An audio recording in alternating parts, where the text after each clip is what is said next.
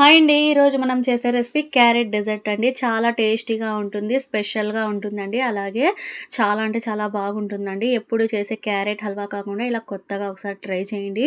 ఇది ఐస్ క్రీమ్‌కి ఏమాత్రం మించదండి. ఎలా చేయాలో వీడియోలో చూపిస్తాను. ముందుగా అయితే క్యారెట్‌ని ఇలా క్లీన్‌గా కడిగేసుకొని వీటి మీద ఉండే పొట్టునైతే నేనేం తీయడం లేదండి. క్లీన్‌గా కడిగేసి ఇలా తురిమేసి పక్కన పెట్టేసుకోండి. స్టవ్ వెలిగించుకొని ఒక కడాయి పెట్టేసుకొని అందులోకి 2 టీ స్పూన్ల వరకు నెయ్యినైతే వేసుకున్న తర్వాత ఇలా ఎండు ద్రాక్షనైతే ముందుగానే బాగా ఫ్రై చేసి పక్కన పెట్టేసుకోండి. అలాగే కాజును కూడా వేసేసి బాగా గోల్డెన్ కలర్ వచ్చే వరకు మీడియం ఫ్లేమ్ మీద వీటిని కూడా ఫ్రై చేసేసి పక్కన పెట్టేసుకోండి.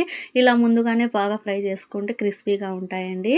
ఇలా పక్కన పెట్టేసుకున్న తర్వాత మనం ఇందులోకి మరో 2 టీ స్పూన్ల వరకు నెయ్యినైతే ఇందులోకి వేసేసుకొని ముందుగా సన్నగా తరిగేసుకున్న ఈ క్యారెట్ తురుగునంతా ఇందులోకి వేసేసుకొని బాగా కలిపేసుకొని ఇందులోకి 2 కప్పుల వరకు పాలనైతే వేసేసుకోవాలి.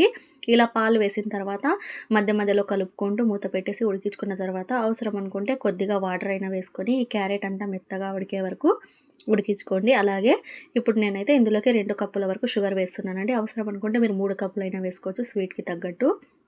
ఇలా వేసేసిన తర్వాత అంతా బాగా కలిపేసి ఇప్పుడు మూత పెట్టేసి బాగా మెత్తగా ఉడికే వరకు ఉడికించుకున్న తర్వాత కొద్దిగా ఇలాచీ పౌడర్ అలాగే స్టవ్ ఆఫ్ చేసేసి ఎండు ద్రాక్ష అలాగే కాజు కూడా వేసేసి మూత పెట్టేసి పక్కన పెట్టేసుకోండి. అంతేనండి హల్వా రెడీ. ఇప్పుడు స్టవ్ వెలిగించుకొని ఒక ప్యాన్ పెట్టేసుకొని ఒక కప్పు వరకు పాలనైతే వేసేసుకోండి. పాలు బాగా మరిగేటప్పుడు ఇందులోకి 4 టీ స్పూన్ల వరకు చక్కెరనైతే వేసేసుకోండి.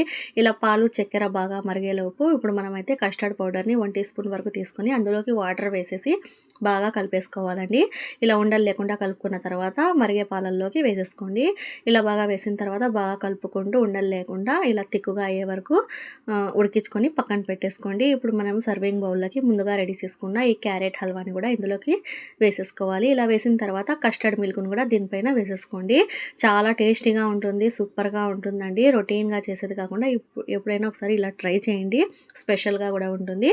ఇందులోకి పిస్తా పలుకులు కొద్దిగా బాదం పలుకులు వేసేసుకోండి. ఉంటే వేసుకోండి లేకపోతే ఏం లేదండి. చాలా టేస్టీగా ఉంటుంది. ఇలా చేస్తానే తినే కన్నా ఫ్రిడ్జ్‌లో పెట్టి ఒక హాఫ్ అన్ అవర్ వరకు తింటే చాలా టేస్టీగా ఉంటుంది. నా వీడియో నచ్చితే లైక్ చేసి సబ్స్క్రైబ్ చేసుకోండి. Thanks for watching. బాయ్.